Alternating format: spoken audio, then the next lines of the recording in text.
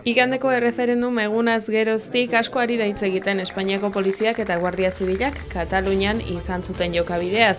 Ehunka zaurituren datuen aurrean, Espainiako agintariek polizien jarrera erabat neurrizkoa izan zela behin eta berriz esan dute.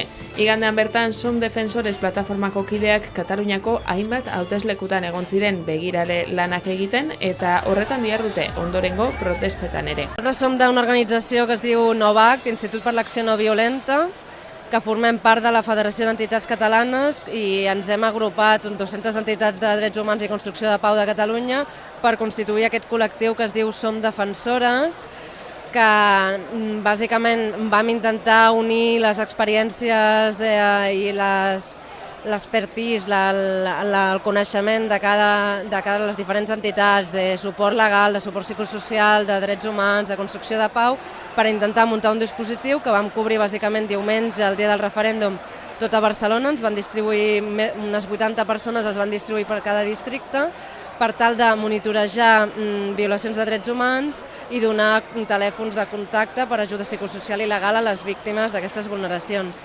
Davant la convocatòria de la vaga general i les manifestacions convocades per avui, ens hem tornat a desplegar.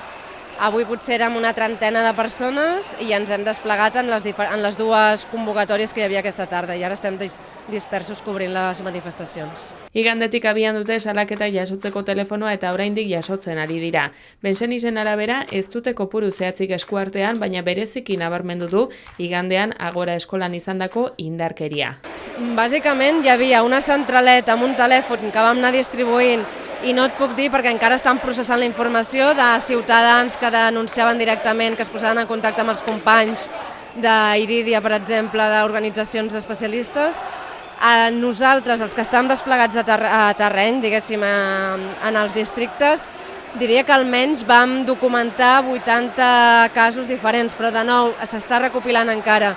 En el cas particular meu, del meu equip, vam estar cobrint el barri de Nou Barris, que és on hi va haver càrregues bastant brutals des de primera hora del matí al Centre d'Adults Freire o l'Escola Àgora, que segur que si mireu hi ha bastants vídeos, i només a l'Escola Àgora els companys van registrar 30 casos. Hainbat kolektibo osatzen dute Som Defensores plataforma eta egunotan segurtasun indarren jarreraren lekuko izaten ari dira. Jazarpena pairatu duten herritarren salaketa jasotzen dituzte eta aholkularitza ere eskaintzen diete.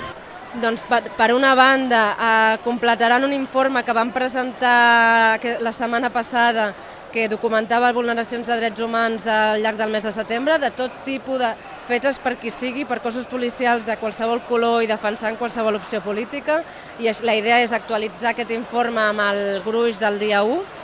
I d'altra banda hi ha aquest assessorament legal i suport psicosocial.